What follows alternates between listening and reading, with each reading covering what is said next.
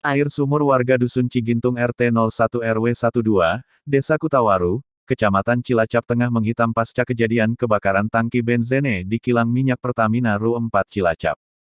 Warga menduga, menghitamnya air sumur dan di penampungan, terjadi akibat asap kebakaran. Kondisi ini membuat warga tidak berani mengonsumsi air dari penampungan. Suroto, warga setempat, mengatakan, air sumur dan di tempat penampungan mulai menghitam setelah hujan mengguyur kawasan tersebut. Di sawah-sawah, di parit-parit, airnya juga hitam semua.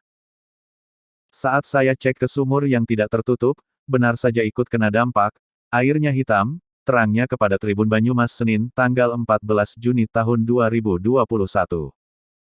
Hingga hari ini, Suroto mengatakan belum ada bantuan air bersih dari pemerintah daerah maupun dari Pertamina. Jasiman, warga dari Gerumbul Cigintung, mengatakan, hampir semua air lingkungan di kampungnya, hitam. Dia menduga, ini terjadi akibat asap hitam dari kebakaran tangki Pertamina Ru 4 Cilacap yang terbawa hujan.